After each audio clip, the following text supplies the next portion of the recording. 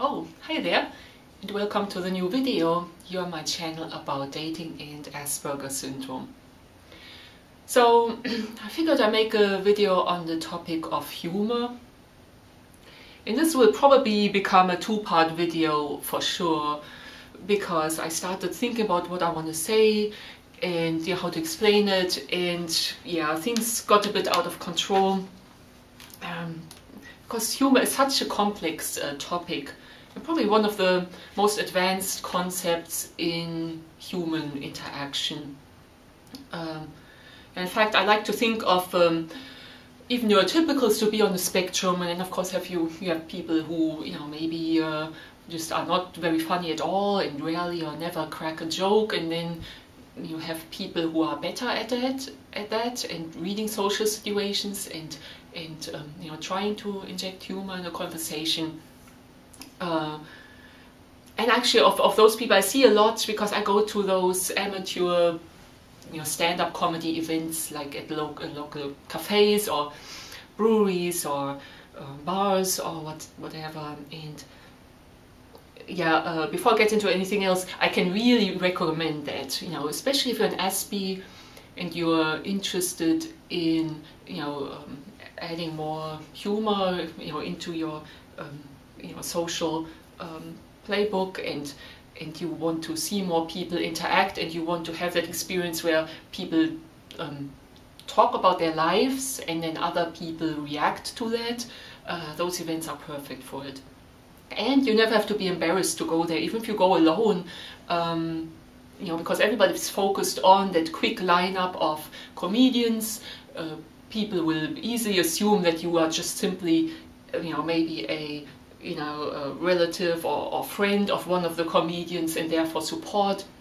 And the comedians love it when you, clap and laugh and react to their jokes. Any additional face is welcome at those events. So and great. They talk. Typically nowadays they talk a lot about dating. Especially. Those amateur stand-up events, it's a lot of young people, and every other stand-up skit is about Tinder or dating and troubles in relationships with the other gender. So, and it's all people talking about their lives, because it's hard to be funny if you're not making yourself vulnerable, if you're telling something personal. So I get into this later. So highly recommended. But those people are more middle or higher on that social adaptness spectrum. And then of course, like if somebody's super great at it, like I think Conan O'Brien or whatever, then of course that's really rare. Being like really great at humor and making people laugh, that's like playing Through the Fire and Flames on expert level on Guitar Hero. It's just very small fraction of people can do this. And somebody like Conan O'Brien uses his intelligence, his intuition, his social skill in making his interview subjects feel comfortable, and then bantering around, and then he has his skits. Granted, a lot of those are just written by other people, or virtually all of it. However, he was a comedy writer in a previous life, so he definitely has this way where he has this great personal insight and awareness, and then awareness of his audience, awareness of society in general. And then he has the funny faces, the gestures, his skits and stuff like that. So very rare that a person is perfect at it, and humor is so difficult. I mean, I'm not good at humor. I don't really crack jokes or anything like that. And maybe that's what I start with, because this channel is about dating as well, not just Asperger. So if you, as an Asperger guy, always hear that women, it's always in those, online dating profiles and everywhere, oh, we want a guy with a great sense of humor, we want a guy who can make us laugh. So you might feel a lot of pressure to get good at whatever, telling jokes or whatever. And very first thing I want to point out, that's not the case. You can completely coast and be, without ever telling really a joke. What women really mean when they say that they want this guy with lightheartedness, you know, somebody who doesn't take everything so seriously, somebody who smiles and laughs with them, where you can have those little inside jokes that develop over the course of a relationship, and that, you know, strengthens the bond. And but mostly we don't want the super serious guy who's just easily pissed off, and you know, you have a hard time having fun with him because he just rarely smiles. And especially once a woman has had a few relationships, you know, they know that there's like this one type of guy. If you're about to head out the door and you can't find your purse or whatever, then he goes like, yeah, can't you just keep your purse in one place? You know, we always have this where you have to look for your purse, and you always delay us, and we're always late. And then, you know, there's this other kind of guy who's more understanding, and if we have like some little personal flaws, he more jokes around it, like, you know, I'm gonna nail your purse to the wall whenever we come home, so you can find it the next time and don't misplace it. And then they, yeah, let me help you look for it now, and it just does it with a smile, and it doesn't let things get to him. It has the sense of humor that keeps the emotional level of the relationship up, you know, because, you know, like all neurotypicals, we are very much about, you know, keeping emotions positive and up, and we do that through constant communication, but also through smiles and little bits of humor, you know. But you don't have to crack jokes.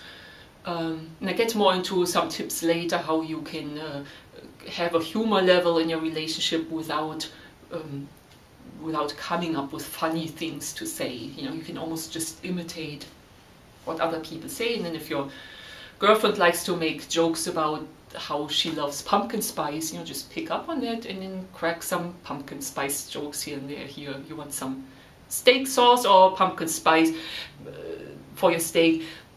Nothing that's really super funny, but, you know, just bantering and joking around, which is really important in a relationship. And I get into the difference more later. So, in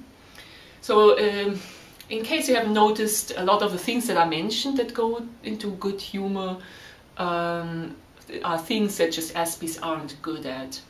And that is, you know, being very self-aware, having this vivid image of yourself. You know, a lot of people with Asperger's, you ask them, how are you? Or, you know, tell me about yourself, they draw a blank. You know, with humor, you need to have a very good self-understanding, and you also have to have a very good understanding of the people you tell the joke to, or that you're joking to. You know, walk in their shoes, have a sense of where they are, what might insult them, and where it might be okay to tease them. And then as a society as a whole, you know, what can you say? Where's the line between potentially funny and then maybe very politically incorrect or too crude, you know? And again, that can vary between situation, people and people, different times. You know, timing is super important in humor. You know, it requires people to think on their feet, and people who have a great sense of humor probably just have a lot of that social intuition where they don't even have to think, the jokes just come to them. And yeah, all that, I think, just means that as an Aspie, chances are you'll never be, you know, this great guy who makes everybody laugh all the time. Laugh with him instead of at him. And I get a little bit into that later, how it can easily happen if you're, as an Aspie, you tell jokes and you think people laugh with you at your jokes, but they're laughing at you because, and again, I see that too when I go to those comedy events. The thing with humor is, if it works, it's absolutely magical. You know, people laugh together. It's a great bonding experience. But if humor fails, if you tell a joke and it falls flat, it rubs somebody the wrong way, it's not funny, it's worn out, then there's a reason why that's called bombing. You know, a comedian is afraid of bombing, jokes bomb. And that metaphor, that analogy is just there because a misplaced humor that doesn't work can feel like a bomb. It literally feels like a bomb to neurotypicals where we cringe so hard inside, it's even hard to explain. And one of the most difficult things is that people who get really good at humor, they polish their humor over the course of many years, from when they were teen or younger, and they read faces. They can instantly tell by somebody's reaction, did my joke really land, or did it really just fall flat and this person cringed or whatever. And Aspies just simply can't do this, hardly. So yeah, that's the dangerous thing, that as an Aspie you have very little you know, experience with you know, building that sense of humor, and then also this deep understanding of a social situation, reading the people in the room, knowing social conventions, when Aspies tend to be more interested in their special topics. Now, if humor, stand-up comedy and making people laugh is your special interest, like if you're almost an aspiring stand-up comedian or whatever, or comedy writer, you should stop watching this video now, because that's a totally different story. And I'm making this video more for people who just, I guess mostly Aspies, who have a hard time maybe connecting socially, and then they wonder, you know, how can I add a bit more of lightheartedness and humor to my interactions so people like me more. And maybe they've tried telling jokes, but they kind of find that it doesn't draw people to them, and they don't have that social success. Now, if you've made humor, stand-up comedy, whatever your special interest, and you're pursuing that, yeah, this video is not for you.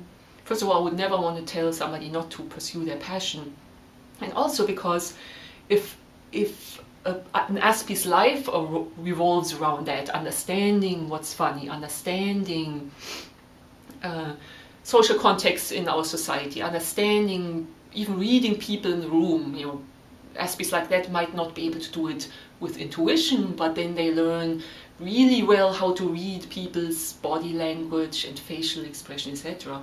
So Aspies like that can actually get really good at humor.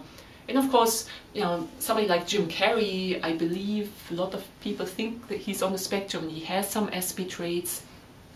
So an Aspie whose life revolves around that is a completely different story, and might get extremely great at doing impressions, you know, analyzing how you know, accents come across, or how different people have different attitudes, and be very successful at being funny and humorous. So if you're thinking you're more like that, you know, don't watch this video, because it's more the basics of humor and what might work if you're an Aspie and struggling with it, and what would not work. So yeah. So the most important thing is that, and I think something that Aspies struggle with, is that their power of analysis and recognizing patterns, etc. You can't really apply that to humor, because it's just so complex. And you know, even little things like, let's say, another guy in a fraternity who's jovial and joking around, and he's teasing people. If he says a line that comes across as really funny, where he's teasing somebody, you could say the exact same line as an Aspie who might come across as more serious always and analytical or whatever. And when you say the line, it might be deeply insulting to that same person. Same audience, you know, same line, just different contexts by who you are and how you come across. Again, same line, if you say it in a conversation 5 seconds too late, it might feel like you're desperately trying to shoehorn a joke into a conversation that has already moved on. Whereas, you know, if somebody comes in the spur of the moment, says the exact same line, same split second where the joke applies, might get a huge laugh. But if you say it a few seconds later, then it comes across as, oh, this guy has been thinking for several seconds of a funny thing to say while I was talking here, and then suddenly it's kind of cringy, stuff like that. Yeah, very your audience, things that might be funny when you talk with other whatever young guys or whatever. If you bodily humor, stuff like that, if you tell that on a date or whatever, where you don't want to be reminded of gross human functions, at least most people don't want to be reminded of that on the first, second, third date, or even ever, then just a fart joke that works perfectly in one situation doesn't work at all in the dating situation. Yeah, it's all about, it's even self-awareness, and then a lot of jokes that Aspies do feel drawn to, like they like wordplay because they can recognize that, puns and stuff like that. Dad jokes often take a word that sounds like another word and then make up a context where that same word is used, and that's like a word pun, and that's just that might be super funny to an Aspie. Just like sarcasm. Aspies love sarcasm because they have this nature of, just like they have that nature of recognizing patterns, so they are drawn to puns. They have this nature of bluntly saying things that maybe are true but kind of a bit hurtful, so they're drawn to sarcasm. And again, like word puns, sarcasm, or this analysis, which is another type of joke where maybe and I've seen this now with several Aspies that post funny stuff online, where they go like and they describe humans as if you're watching a National Geographic documentary. Again, it might be very funny to an Aspie because they have they're on the outside looking in, they're always analyzing human behavior. To a neurotypical, all of these things tend to be often not funny at all. The word pun thing is often forced. It's like grown, cringe. The sarcasm can be hurtful, especially from an Aspie, where you feel like the Aspie has probably really watched me and analyzed me, and that sarcastic thing that they're saying, that's how I actually am. That's not just some guy who's just joking around. It can be very hurtful.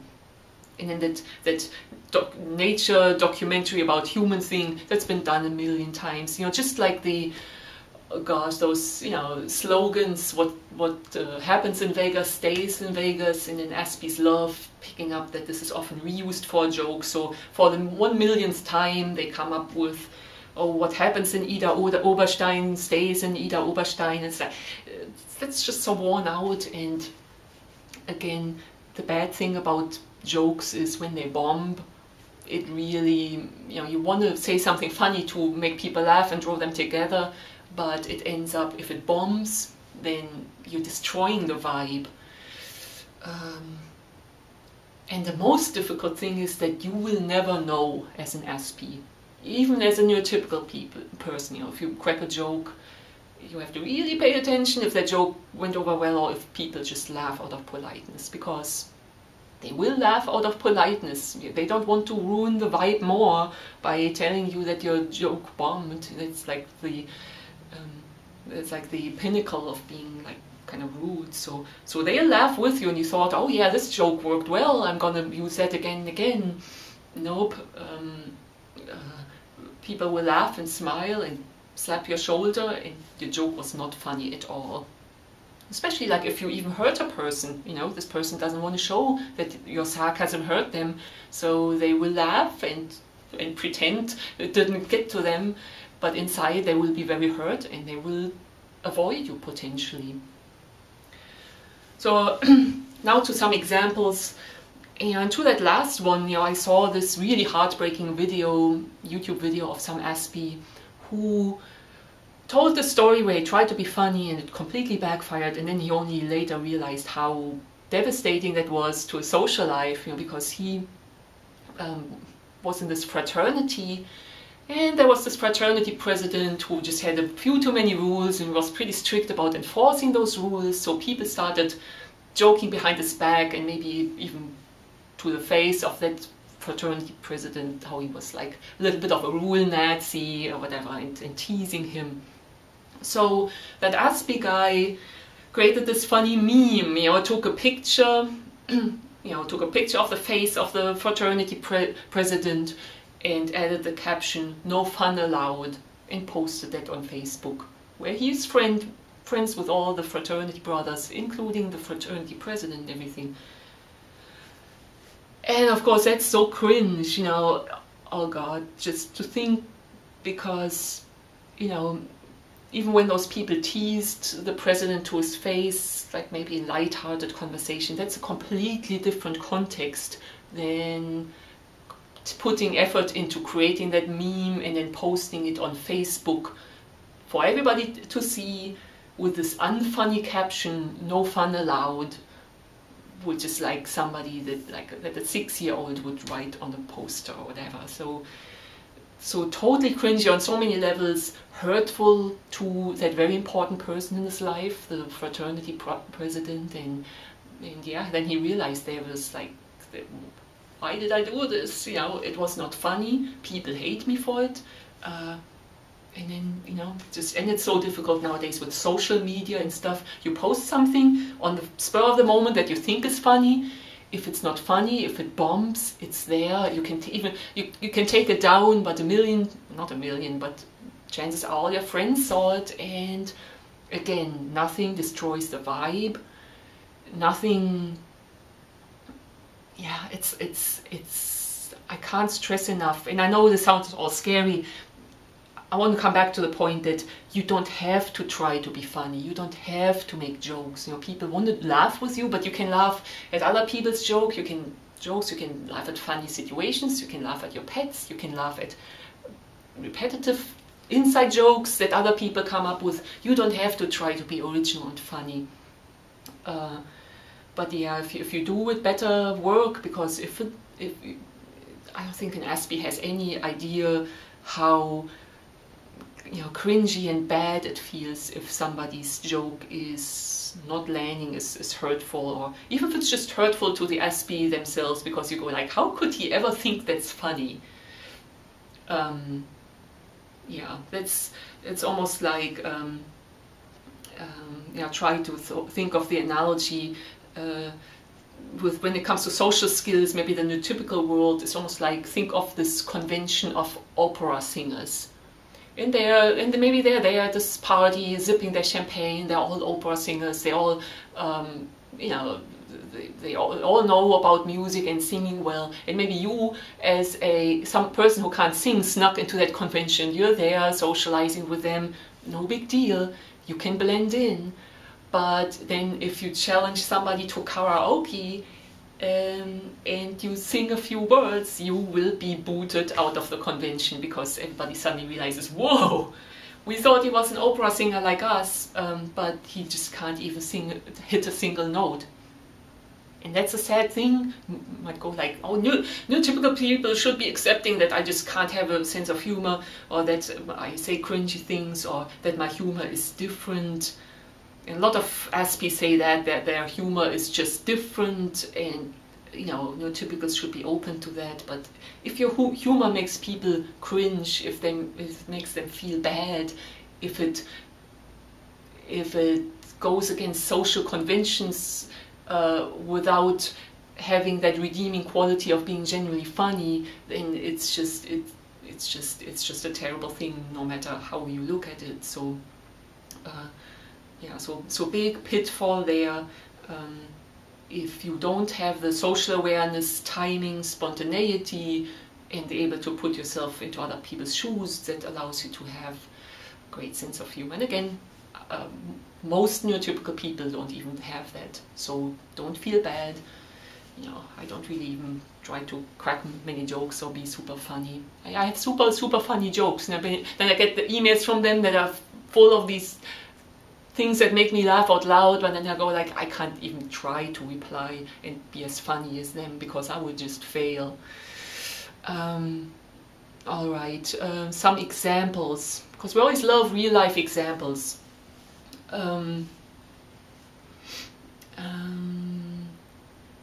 Yeah, the context and the audience can matter so much in subtle ways.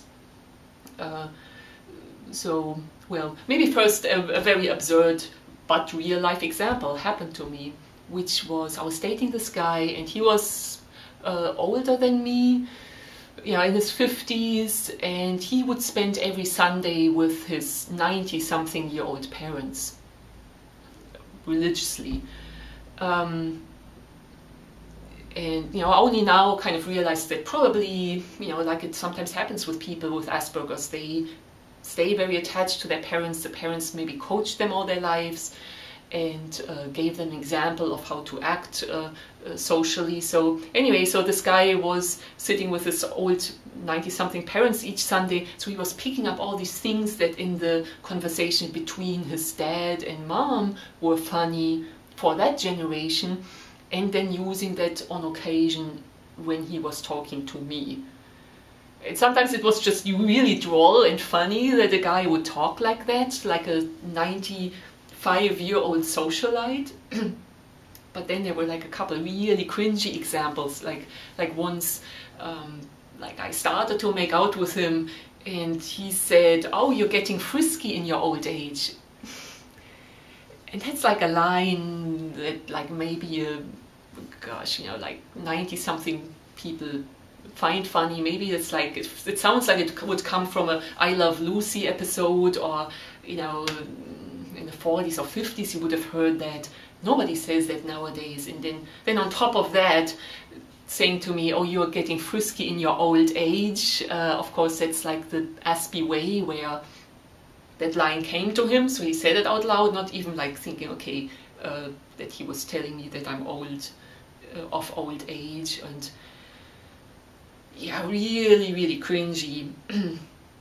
And yeah, I can laugh about it, and I knew the guy was a little bit odd or whatever. A lot of women, you would say a line like that early in the dating process. It like literally one line like that can make her realize, oh, this guy is like, yeah, first of all, he just insulted me, and then it's like, you know, calling me old, and then he's just so socially inept. Is that the kind of thing he'll be saying when I want to be, you know, something romantic and intimate and start touching him? It's like, yeah. Another example. So I was dating this this other guy, and he worked as an engineer for manufacturing plants, and he was keeping an eye out to find like a better job than the one he had. So he applied for a job with like a larger corporation, really large manufacturing plant, and he landed an interview. And before the interview we looked at like, okay, what if he lands a job, what would be his commute be like, and stuff like that. And I noticed, and I'm trying to keep this completely anonymous here, so I'm not gonna use the exact street name and stuff, but you know how when you have a large corporation, often they take up a lot of space. They might even have their own streets, and very often the streets are named either after the corporation or the product or something. So Microsoft is like on one Microsoft way, and then in this case, let's say it was a potato chip factory. The street name where the manufacturing plant was on was Crispy Flavor Road. And, you know, so we laughed about that, or I thought it was really funny that he would be going to work on Crispy Flavor Road.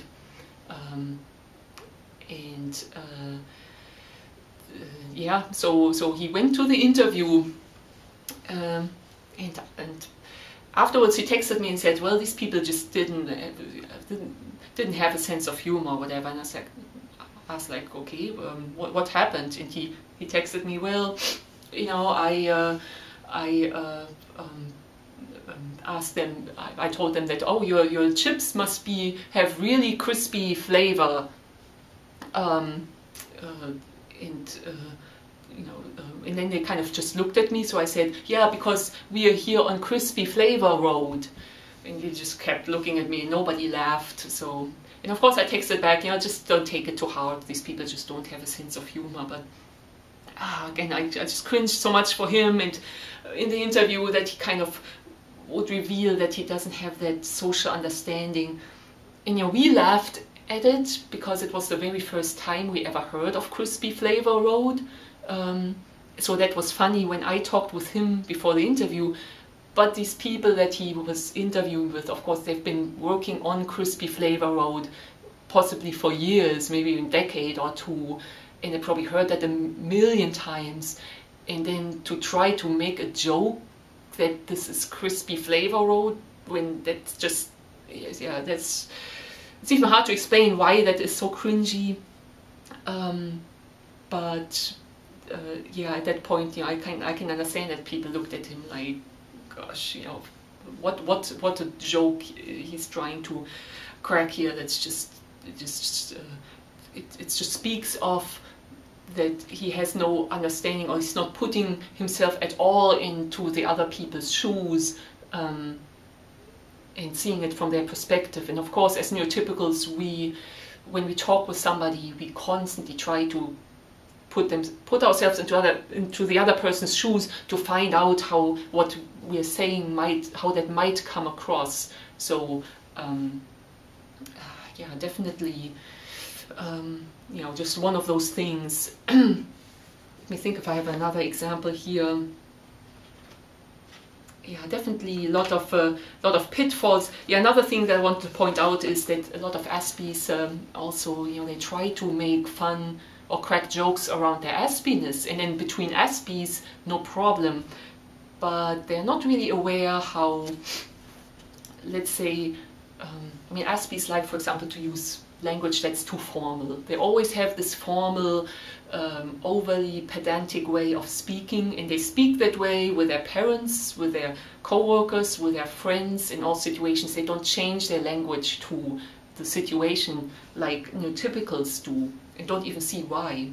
But to neurotypicals, that's so important that if you're just hanging with your buddy, you want this kind of, I call it kitchen table talk, this relaxed way of speaking, not be pedantic, not use this academic language where you're thinking you're listening to some professor in a lecture or whatever. I'll probably make another entry just about that, because a lot of guys, for example, make the mistake that they use this language in their online dating profile. I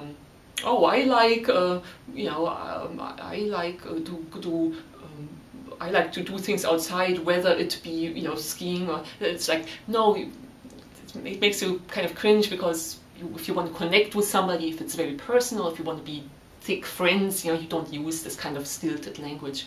Anyway, long point of this is this can really feel awkward to the NT on a regular basis as they interact with their Aspie friend. And if the Aspie jokes around that and even tries to say more formal words and stuff like that, then that's not funny, because it's like exaggerating something that's already kind of painful, might be too strong of a word, but it's kind of difficult for the NT person. And I try to think of how I could explain that. It's a little bit like if you're an Aspie and you have sensory issues, and let's say you have a teacher who just doesn't care about that and just turns on all the lights and uses the loud fan and just loud background music for whatever, and it's really hard for you to cope, or it really gets on your nerves. Yeah, if then that teacher kind of jokes that he's the light Nazi or whatever and turns on more lights, that's not really funny, because it's already difficult for you, and there he's joking as if it's no big deal and turning on more lights. So it can be like that if an Aspie person jokes about their Aspiness and exaggerates their Aspiness for effect. And again, it depends very much on your audience.